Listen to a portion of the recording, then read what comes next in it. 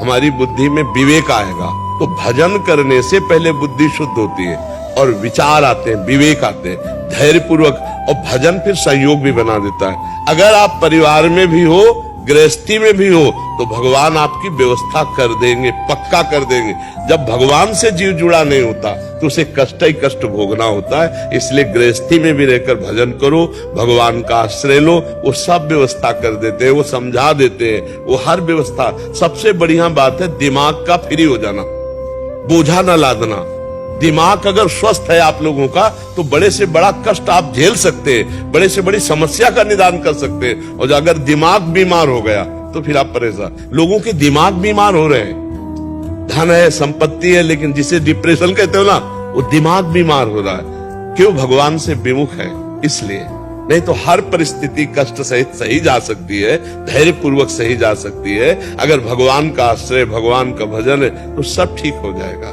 हमें लगता है सबको भगवान का भजन करना चाहिए, तभी आनंद की अनुभूति। भगवान से विमुख तो बहुत ही कष्ट है, बहुत ही कष्ट संसार में। हर परिस्थिति को बदलते हुए देर नहीं लगेगी, भगवान बहुत बलशाली है। अरे जब सारी सृष्टि उन्होंने बदल, तो हमारी समस्या का समाधान नहीं कर देंगे क्या? बिल्कुल पक्का समझो। भगवान के भजन से एक अलौकिकता आएगी।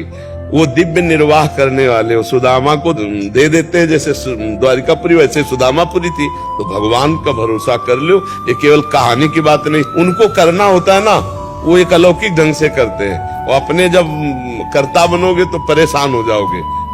सब परेशान है? नहीं परेशान है, कर्ता परेशान है। और जिसने कर्ता भगवान को मान लिया, अपने आप व्यवस्था हो जाती है। इसलिए नाम जप करो, दूसरों का हित करो, जो दुख सुख आवे उसे सह लो, भगवान की कृपा से पार हो जाओगे। कोई ऐसा नहीं है जिसको दुख सुख ना आता हो।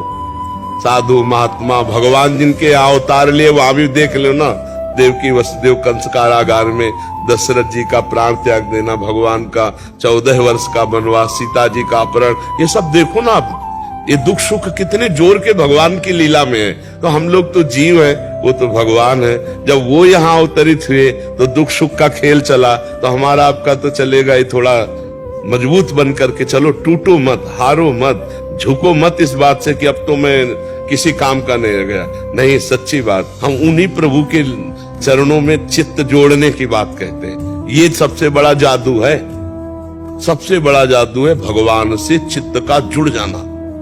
ये जंतुर मंतुर, इनसे कुछ नहीं होने वाला। राम राम जपो, कृष्ण कृष्ण जपो, हरि हरि जपो, तुम्हारा पक्का मंगल हो जाएगा। भाव कुभाव अनख आलसहु, नाम जपत मंगल दिशि दसो, पक्का समझ लो। अच्छा, सबसे आखिरी दुख है मृत्यु का। मरना तो है ही, हम आपको सच्ची कहते हैं, 100 में 100% हमें दुख नहीं। क्यों? अपने घर जाना है। हमें शरीर छोड़ के जिन प्रभु का हम जीवन भर भजन करते रहे, जिनके लिए तरसते हैं, शरीर छोड़कर उनके पास जाना, तो हमें दुख लगेगा कि शरीर छोड़। दुख तब लगे जब हमारा कोई हो, हमारे जो हैं हम उनके पास जा रहे हैं। तो अभी शरीर छूट जाए तो अभी आनंद, अभी अपनी प्रियाजू के पास, अभी लालजू के पास पहुंच गए। तो मरना निश्चित है, तो हम मरने की तैयारी कर लें। राधा राधा राधा अभी जप रहे और अभी प्राण निकल जाए, अभी प्रभु को प्राप्त हो जाएंगे। अब जीव भूला हुआ माल मकान दुकान रुपया पैसा घर परिवार 7 जन्म तक का इकट्ठा कर रहा है कि पूरी 7 पीढ़ी जो है हमारी खाए। भरोसा मिनट का 7 का नहीं, 7 मिनट का भरोसा नहीं। इसलिए नाम जप करो, भगवान के आश्रित रहो। और सच्ची बात हमारी मान लो, दुख सुख सबको भोगने पड़ते हैं, उनको भोग लो।